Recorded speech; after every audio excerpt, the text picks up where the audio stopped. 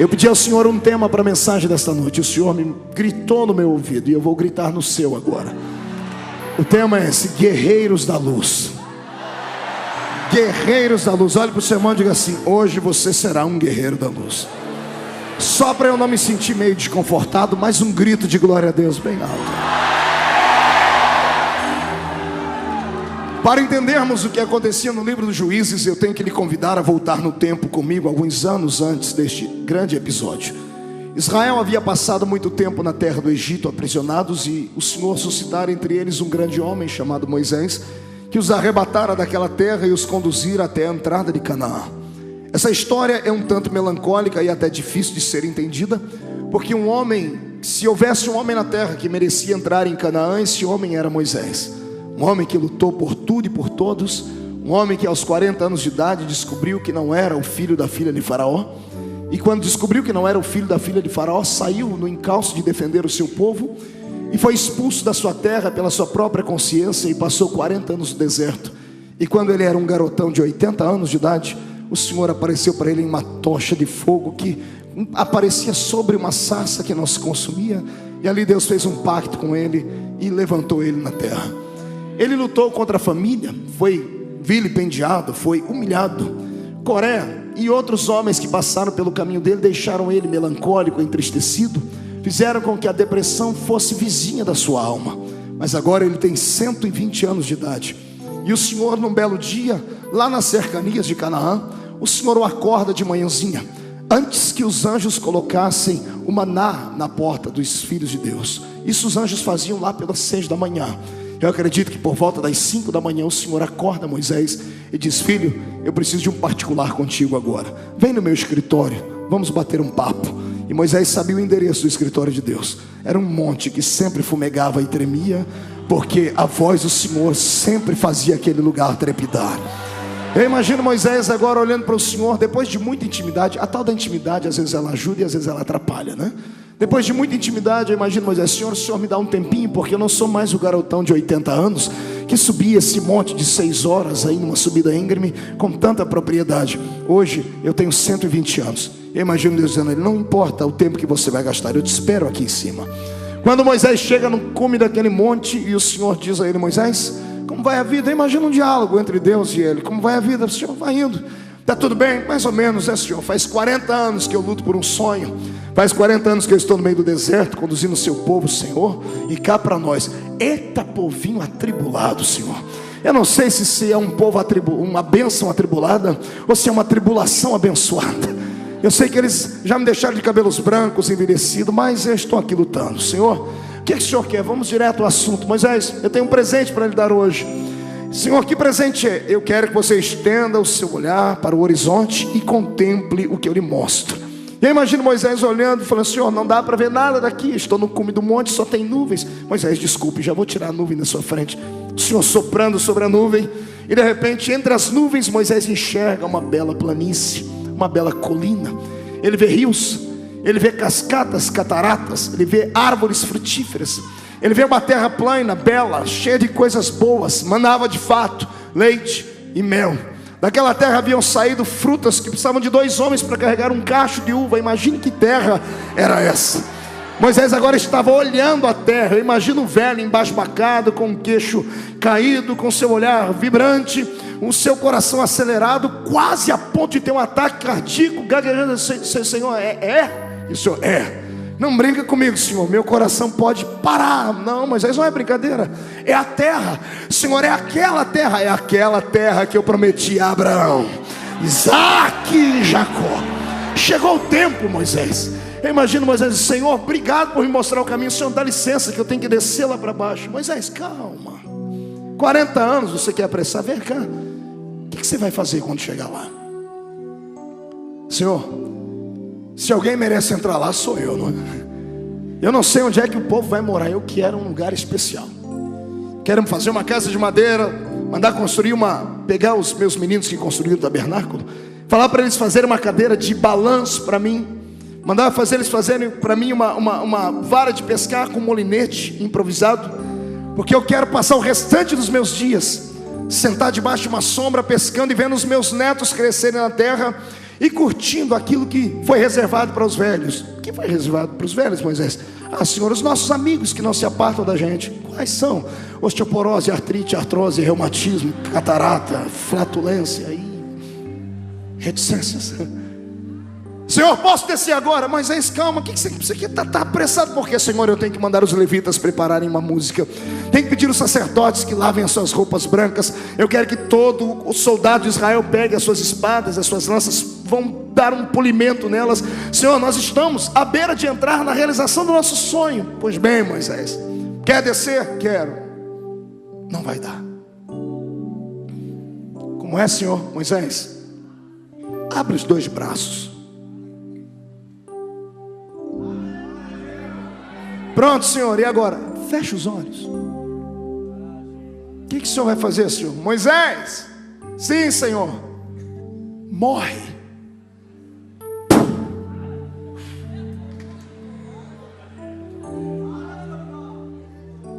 O dia que eu li essa história a primeira vez, eu queria brigar com Deus, irmão. Se tinha uma pessoa que merecia entrar naquela terra, era Moisés. Aí vem a Bíblia com as suas histórias, as suas lendas e as tradições místicas dos judeus. Dizem: Moisés não entrou na terra porque ele bateu numa rocha que simbolizava o nosso Cristo, a bela rocha de Meribá. E eu falei: Senhor, por causa disso Moisés não entrou lá? E o Senhor disse para mim um dia: filho, quem disse que ele não entrou na terra prometida?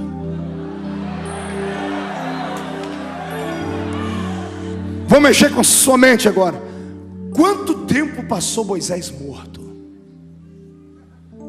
Diz. Lá no livro de Judas está escrito que Satanás brigou com Miguel, discutia com ele: cadê o corpo de Moisés? Nem Satanás com seus demônios arqueológicos encontraram o corpo de Moisés. É que antes que o corpo de Moisés caísse na terra, o Senhor o sepultou em uma outra dimensão. O corpo de Moisés não ficou na terra, o Senhor o arrebatou até o céu. Moisés queria entrar numa terra e curtir a sua velhice. Deus tinha uma outra terra para ele entrar, porque os sonhos de Deus são maior e melhor do que o nosso. Está entendendo? Antes que Moisés se assustasse com a morte, antes que ele se assustasse com a maldita morte, os seus olhos que se fecharam se abriram diante do trono de Deus. Deus e as suas asas estendidas: bem-vindo, Moisés. Esta é a terra para onde um dia vou trazer todos aqueles que se filiarem a mim. Aleluia. Pastor Marco, muito bonitinha a sua história, mas não, eu quero saber se Moisés entrou na terra. Entrou. Deus não deixa o desejo do coração da gente cair em terra. Ele entrou naquela terra 2 dias depois. Pastor, o senhor é louco? Não, eu só leio a Bíblia. A minha Bíblia diz que 1000 anos para o Senhor é como? E um dia para o Senhor é como? 2000 anos no calendário da terra nosso, 2 dias no calendário de Deus. Depois que Deus mostrou o céu para Moisés, que ele viu o aras, sabia que no céu tem um aras? Quem sabe o que é um aras aqui? O que é um aras? Uma fazenda de cavalos, é isso? Onde tem criação. O céu tem um aras, mas é cavalo de fogo. Só pentecostal está autorizado a entrar lá quando chegar lá em cima. Não me chame de louco, está na Bíblia. Se eu preciso de pelo menos 3 versículos para criar uma doutrina, a minha Bíblia fala de mais de 4, 5 passagens que existem cavalos e cavaleiros de fogo lá em cima. Se você não quer, o problema é seu, mas quando eu chegar lá eu quero andar no trote desses cavalos, porque pentecostal ama essas coisas. Vale um grito de glória a Deus? Erga a sua mão e grite. 2 dias depois no calendário de Deus, 2000 anos depois do calendário da terra, o Senhor diz: Moisés, agora eu vou realizar o desejo do seu coração plenamente. Você não queria ver a terra prometida? Queria, Senhor. Então vai fazer uma visita lá, mas vai alguém te acompanhar. Elias! Pois não, Senhor Jeová, já que vocês são os únicos que entraram aqui dentro desse jeito, pega Moisés, vai fazer uma visita com ele lá na terra. Meu filho está lá agora. Vai visitar ele e diga para ele que eu estou com saudades e que eu não vejo a hora dele voltar para a terra, voltar aqui para a terra celeste, onde de um dia ele veio, ele esteve aqui era o seu reino. Vai lá. 2000 anos depois, Jesus chama Pedro, Tiago e João, estão subindo um monte. Jesus: fiquem vocês aqui. Ele se afasta, ele abre os 2 braços e começa a flutuar, começa a brilhar com o resplendor do brilho do sol. E lá vem Moisés e Elias na terra que manava leite e mel. Isso prova que o meu Deus não deixa ninguém frustrado quando este realiza os desejos do coração dele. O meu velho pai me dizia assim: quem tem poder, que use o poder e mande. Quem tem juízo, que obedeça. Se você tem juízo, me obedeça, porque hoje eu tenho poder. Levante as suas mãos aí. Eu profetizo em nome de Jesus que todos os seus sonhos vinculados a Deus vão acontecer, não do jeito que você quer, mas do jeito que Ele quer. Se crê nisso, pegue isso, guarde no peito e dê um grito de glória.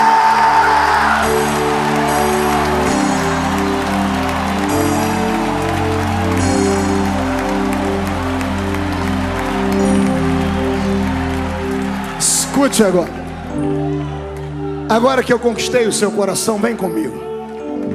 Moisés se foi. A congregação chorou 30 dias. Mas não é por causa da morte de um soldado que o exército para a batalha.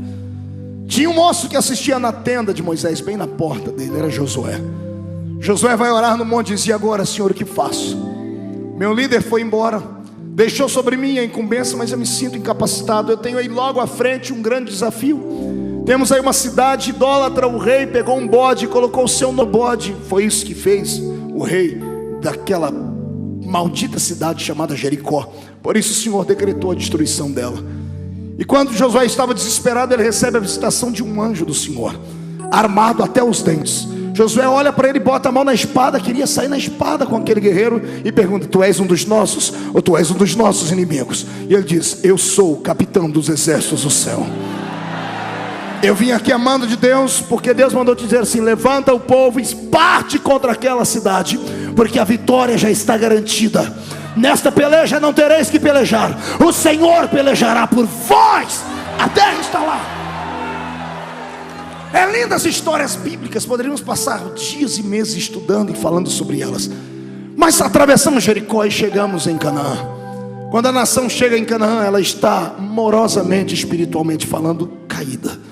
De 2.710.000 judeus que deixaram o Egito, só 2 entraram pelas portas de Canaã. Só Josué e Caleb. A geração que nasceram no deserto ocuparam a terra de Canaã.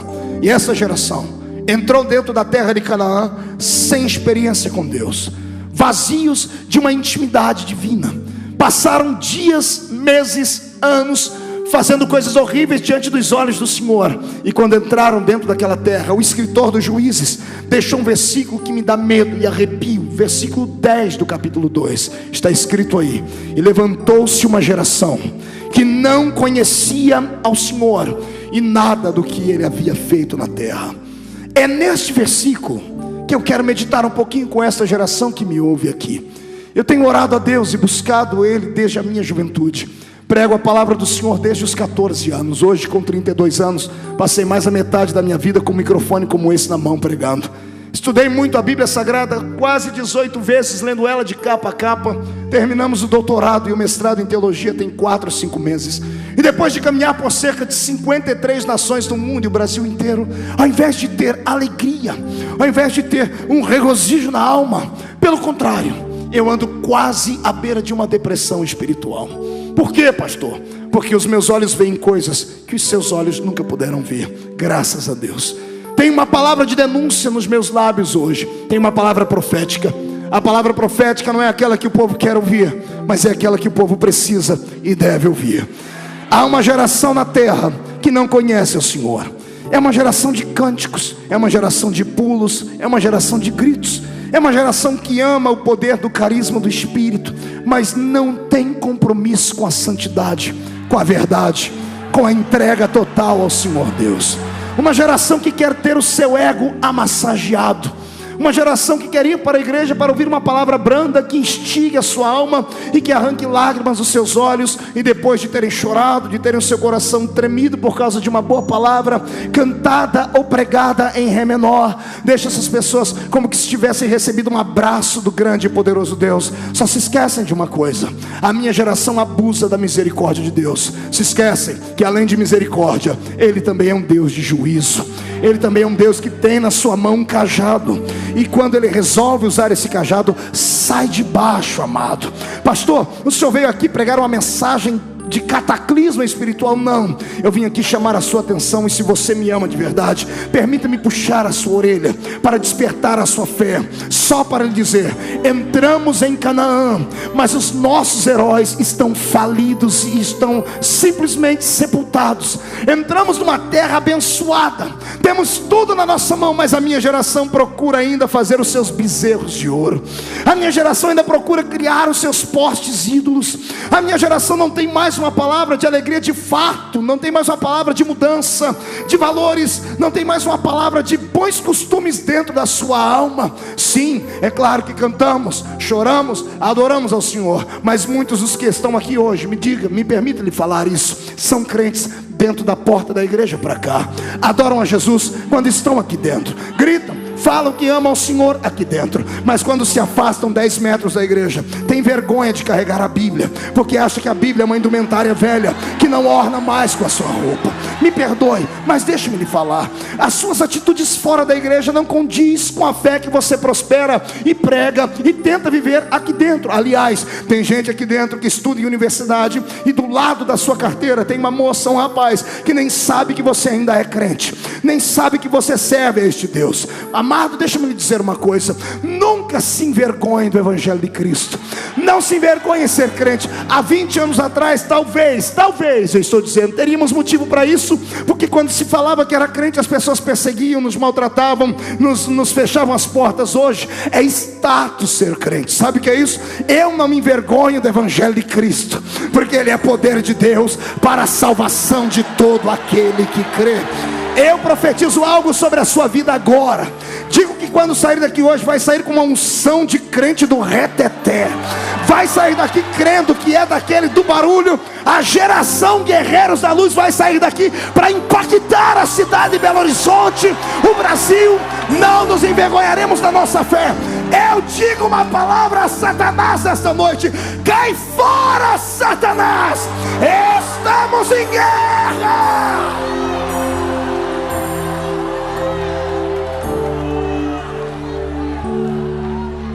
Israel vivia uma crise. Diga, uma crise. Pergunte para mim, qual crise, pastor? Se você não perguntar direito, eu não digo. Eu estou meio surdo. Uma crise de identidade. Eles não sabiam quem eles eram. Não sabiam para que é que haviam sido chamados, escolhidos e separados. Deus tirou Israel do Egito, deu a eles uma terra. Não era para serem simplesmente um mero acessório da roupa divina. Não era para Deus poder bater no seu peito e dizer às nações: eu tenho um povo que só me adora, eu tenho meus bibelozinhos particulares. Nada disso. Deus levantou Israel para serem modelo. O que eu disse? O que eu disse? Modelo do que, pastor? Modelo de conduta, de santidade. Deus era tão metódico que até a comida deles ele separava. O Senhor disse: não coma isso, coma isso. E o povo não entendeu. O povo pensou que Deus era uma espécie de mestre cuca, que queria privá-los de comer uma pururuca frita. Eles achavam que Deus era uma espécie de ser maquiavélico, um déspota, que ficava no céu, só ele podia comer feijoada. E não era isso. Deus é pai. Quando Deus disse para ele: não coma isso ou aquilo, Deus estava querendo livrá-los de doenças. Só um pai cuida assim da saúde do filho.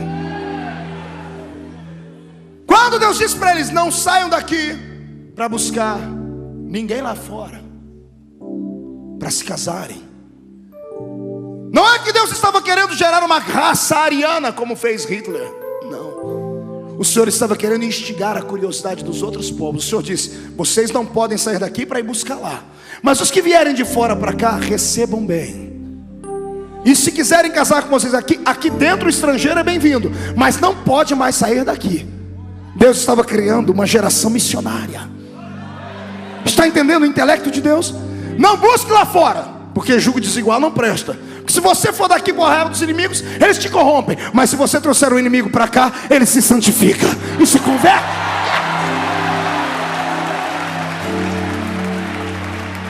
Eu vou falar uma coisa agora que vai doer um bocado. Já levante a mão direita, passe a mão nas costas do seu irmão, diga para ele assim: é só um pouquinho.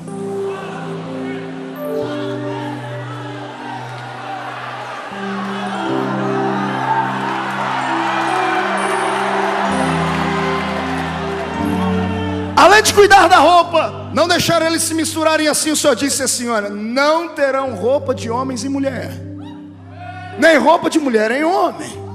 Pastor Marcos, o senhor veio falar de doutrina aqui? É claro que não. Porque o que é roupa de mulher e o que é roupa de homem? Naquela época todos usavam vestidos.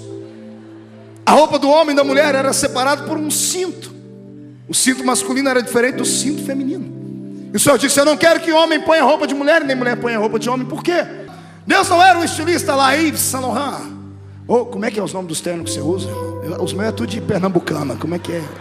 Fala aí, André. Dior. Se falar 3 vezes está batizado com o Espírito Santo.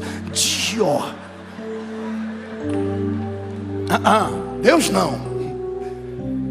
Não é que Deus estava querendo enfeitá-los, não era isso. Deus estava querendo salvaguardar a integridade masculina, a virilidade do macho e a beleza e a sensualidade santa da fêmea.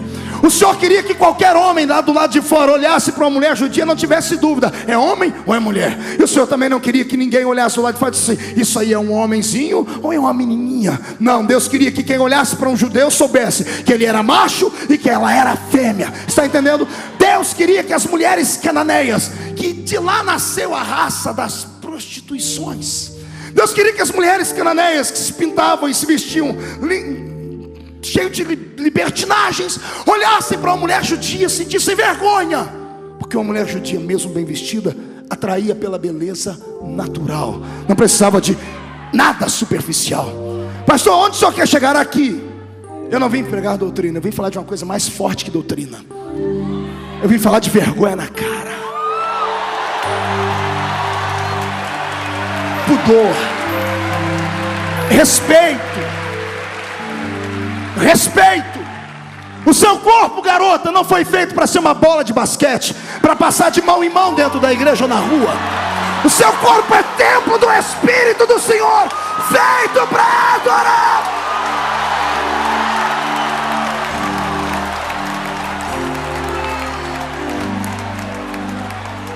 E você, garotão, dá uma olhadinha pro cabelo dele, parece que a vaca deu uma lambida por cima.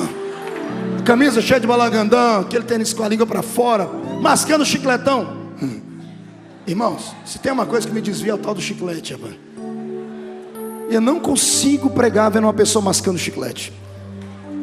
Por quê, pastor? Porque eu fui ensinado assim. Eu tenho ensino militar. Se você for diante de um juiz de direito, assistir uma audiência e mascar um chiclete perto dele, ele te manda sair de lá. As pessoas têm mais respeito diante de um juiz da terra do que diante do Rei dos Reis aqui.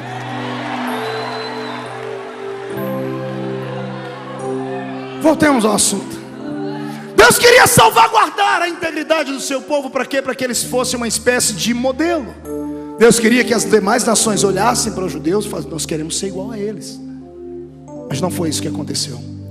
Quando entraram em Canaã, quando viram que não dependiam mais de Deus, não precisavam mais da nuvem acesa em forma de fogo à noite, nem da nuvem em forma de sombra durante o dia.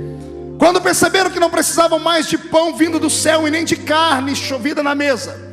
Quando perceberam que agora os sapatos pararam de crescer nos pés e as roupas pararam de ficar rotas. Quando perceberam que não dependiam mais de Deus para nada,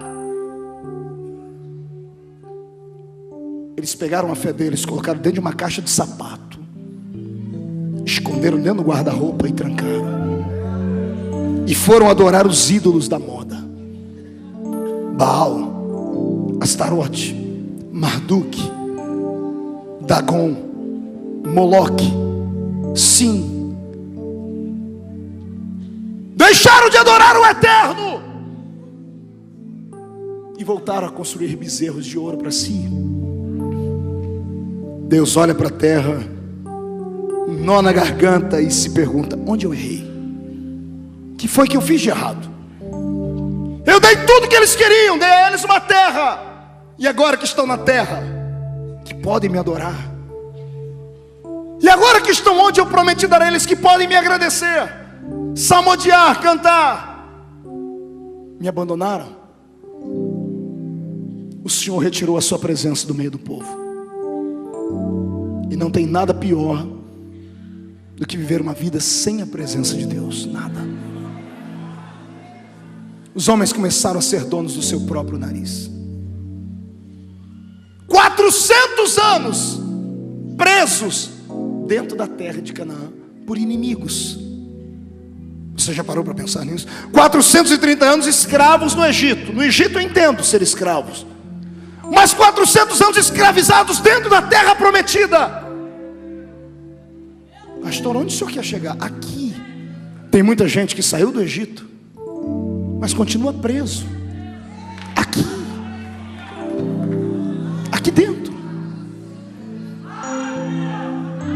Quisera eu ter hoje a unção profética do passado para olhar nos seus olhos e descobrir quem você é de verdade. Ah, se Deus entrasse aqui dentro e dissesse assim: eu estou cansado de mentira. Colocasse anjos do lado de fora da igreja e dissesse: ninguém entra nem sai hoje. Olhasse para mim e falasse: sai daí, Marcos, sente lá com o povo. Transformar essa parte da igreja aqui numa tela de cinema e dizer assim: eu vou rodar um filme para vocês verem. Protagonista, põe o seu nome lá. E o Senhor dissesse assim: hoje eu quero contar a história oculta da sua vida. Quero mostrar quem você é de verdade. Não esse santinho. Dá uma olhadinha do seu lado, irmão. Olha, eu já vi, o povo de Deus tem o dom da falsidade. É uma coisa terrível. Não, olha para a cara do seu irmão, parece um santinho. Não, dá uma olhadinha. Só falta uma auréola na cabeça. Tem uns que chegam até a ensaiar uma carinha e fica assim, ó.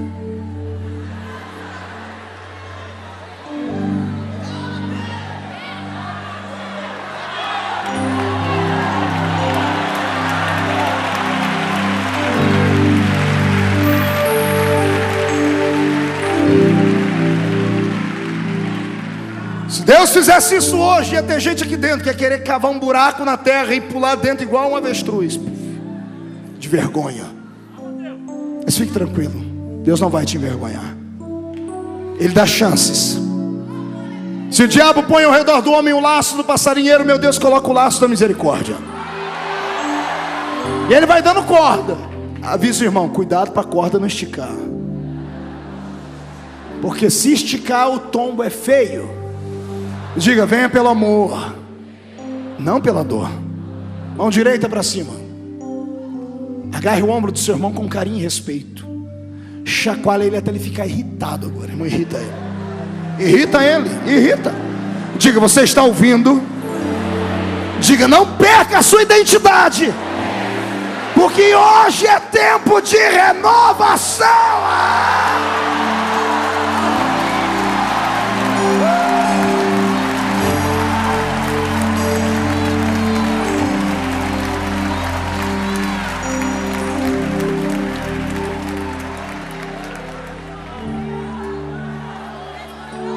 O povo está corrompido, mas sempre tem alguém que não aceita a imposição de Satanás. Graças a Deus.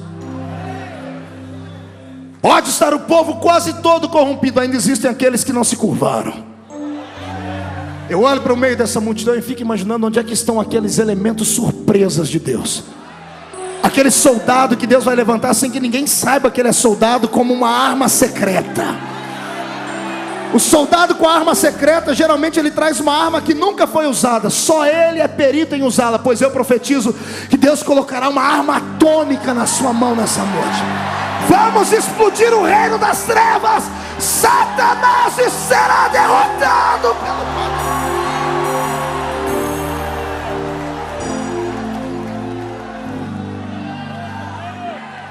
O povo começa a ser roubado. O povo começa a ser Eu me sinto roubado. A minha geração é roubada. Pastor, não é não, pastor, é só lá na Vila Tatu, porque lá todo mundo é pobre. Olha onde o senhor está, num templo lindo, rico, eu sei, mas não é esse tipo de riqueza que eu estou falando. Temos o ouro e a prata, mas nos roubaram o levanta e anda.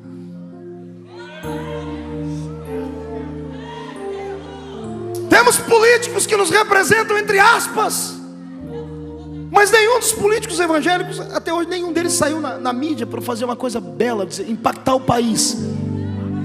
Mas um político endemoniado um dia saiu na televisão, ele ficou possesso na hora da câmara.